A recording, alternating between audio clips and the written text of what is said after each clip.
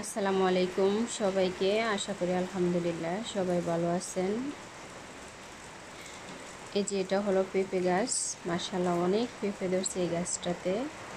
এটা আমার পাখির ঘরের একদম কোনায় লাগানো। আর এটাও পেঁপে গাছ। এই পেঁপে গাছে মাত্র 2টা পেঁপে আসছে, বেশি আসে নাই।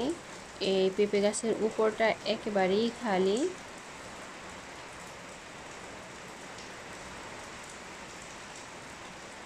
আর এটা হলো তুলসী গাছ। মাশাআল্লাহ এই গাছটা দেখতে অনেক সুন্দর, আমার কাছে খুবই ভালো লাগে এই গাছটা। আর এই গাছটাকে আমি অনেক যত্ন করি, অনেক যত্ন নিই। আর এটা হলো আরেকটা পেঁপে গাছ। এই গাছে একটা পেঁপে লাল হয়েছে, তো এই পেঁপেটাকে আমি এখন পারবো কোটা দিয়ে। এই যে আমার পাড়া হয়ে গেছে। এই যে দেখেন পেঁপেটা অনেক সুন্দর, অনেক লাল, ভিতরে অনেক লাল, অনেক মিষ্টি হয়, খেতে অনেক সুস্বাদু।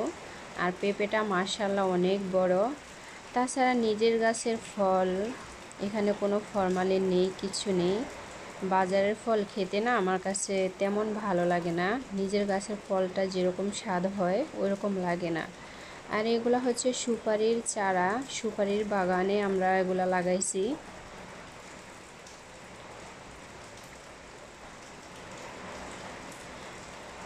আজকে বাহিরে অনেক বৃষ্টি হয়, বাহিরে চুলাতে রান্না করার মতো ওই পরিস্থিতি নেই।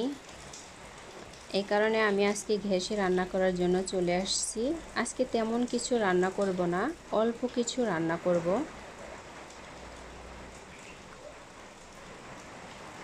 এই যে এগুলা হচ্ছে রসুন, আজকে আমি রসুনের ভর্তা বানাবো। যারা রসুনের ভর্তা খেয়েছেন তারা জানেন এটা অনেক স্বাদ হয়, অনেক সুস্বাদু হয়, খেতে অনেক ভালো লাগে। আমি রসুনকে পিস পিস করে ফুলে নিয়েছি।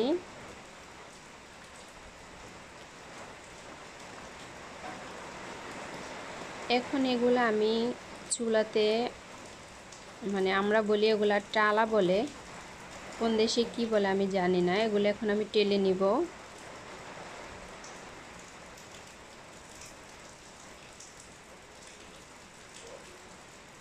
এই যে দেখেন পোড়া পোড়া হয়ে গেছে, মানে আমার টালা হয়ে গেছে। এই যে এখন এটাকে আমি নামিয়ে নিব।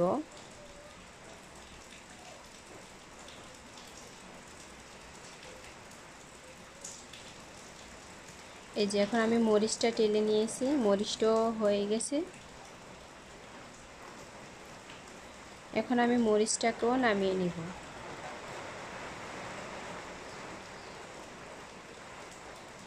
এইদিকে আমার ভাত উতলে গেছে।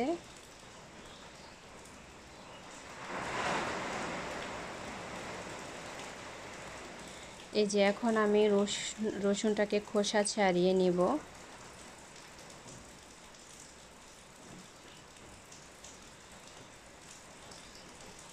এই যে আমার খোসা ছাড়ানো হয়ে গেছে, দেখেন রসুনটা দেখতে কত সুন্দর লাগছে। আর এগুলা হচ্ছে মরিচ। এখন আমি এগুলা শিলপাটায় বেটে নিব।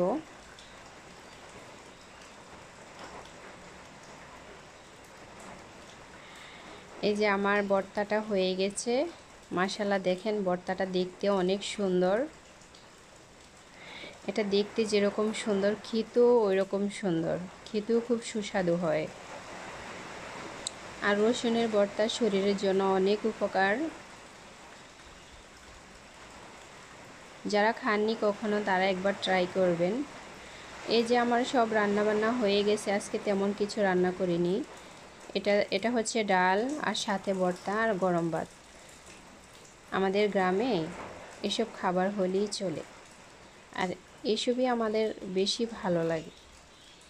আল্লাহ হাফেজ।